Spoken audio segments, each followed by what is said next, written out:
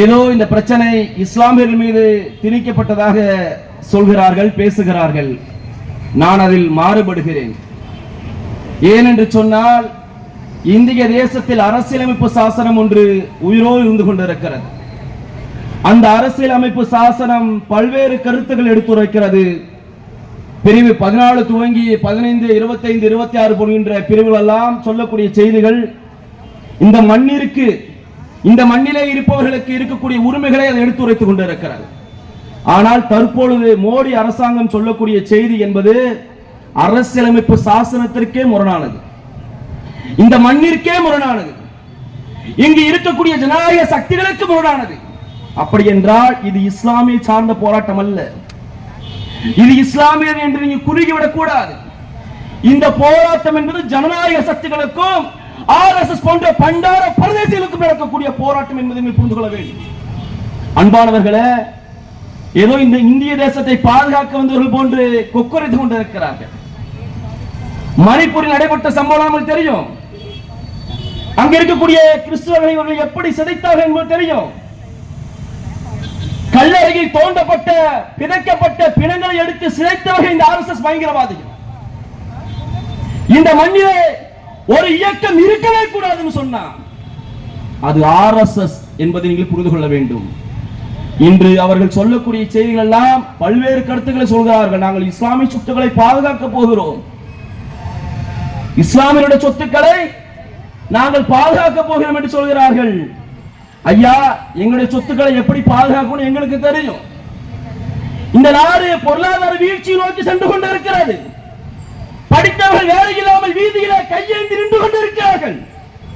நாடு இன்னைக்கும் நாளைக்கு கேள்விக்குறியா இருக்கிறா. இதை பாடுறானா சாதியும் மதத்தையும் தூக்கிக்கிட்டு ரத்தங்களை பார்த்து கொண்டு இந்து நாட்டை இந்து ராஷ்டிரமாக மாற்ற வேண்டும் என்று வேகமாக வந்து கொண்டிருக்கிறார். அன்பானவர்களே, வெள்ளக்கார ஏகாதிபத்தியத்திற்கு எதிராக போராடிய சமூகம் இந்த இஸ்லாமிய சமூகம் என்றா தெரியும். ஒரு சமூகம் விகிதாச்சார அடிப்படைக்கு மேலாக இந்த மண்ணை நேசித்ததற்காக உயிர்களை அர்ப்பணித்தது என்று சொன்னால் அது இந்த இஸ்லாமிய சமூகம். எங்களுக்கு போராட தெரியும், போராட தெரியும். எங்களை ஒடுக்க நினைச்சா அதை எப்படி ஒடுக்கணும் எங்களுக்கு தெரியும். ஏனென்று சொன்னால் வெள்ளக்கார ஏகாதிபத்தியத்திற்கு எதிராக இந்த சமூகம் உயிர்களை அதிகமாக அர்ப்பணித்திருக்கிறது, உடைமைகளை இழந்திருக்கிறது. எங்களை பயமுறுத்துறதுக்கு வெள்ளக்கார செஞ்சா நெடுஞ்சாலை இருக்குல்ல, நெடுஞ்சாலை ஹைவேன்னு சொல்லுவாங்க. அங்க அரச மரங்கள் இருக்கும், லைனா அரச மரம் இருக்கும். என்னடா இஸ்லாமிய போராடிக்கிட்டே இருக்கா, அவனை பயமுறுத்தணும்னு சொல்றாங்க. அந்த அரச மரங்களை நெடுக்க பள்ளியில தொழுகை நடத்துறாங்க இமாம்கள், அவர்களை பிணமாக தொங்க விட்டார்கள். அதையும் பார்த்து தானே உட்கார்ந்து இருக்கோம் நாங்க. கேரளத்து மாப்பிள்ளைகள் உங்களுக்கு தெரியும், வரலாறு தெரியும்.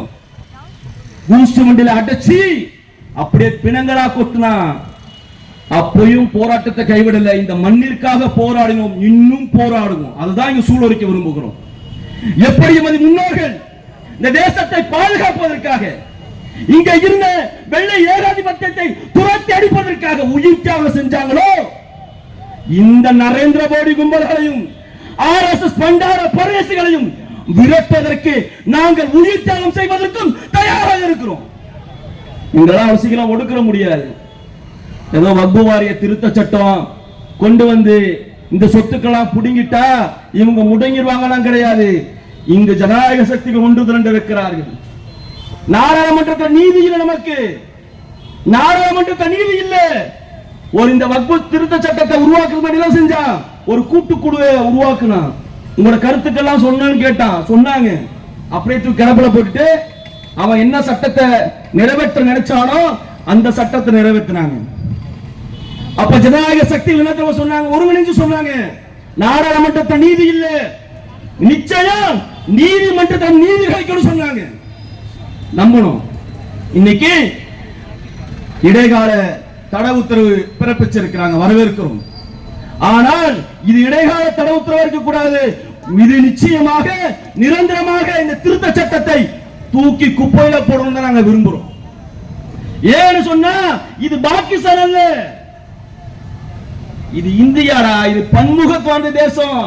இங்க இந்துக்கள், கிறிஸ்தவர்கள், முஸ்லிம்கள், சீக்கியர்கள், பௌத்தர்கள் என்று அனைத்து சாரா மக்களும் உள்ளடங்கி இருக்கிறோம். ஆகையால் தான் இந்த உள்ளடக்கத்தில் சீர்குலை வரக்கூடாதுன்னா இந்த சட்டத்தை இஸ்லாமிய சட்டமாக பார்க்காதீங்க. இது மண்ணிற்கு எதிரான சட்டம். இந்திய தேசத்தை பாதுகாக்கணும்னு சொன்னா நம்ம எல்லோரும் இன்னும் கரத்தை வலுவா பற்றி பிடிக்கணும்.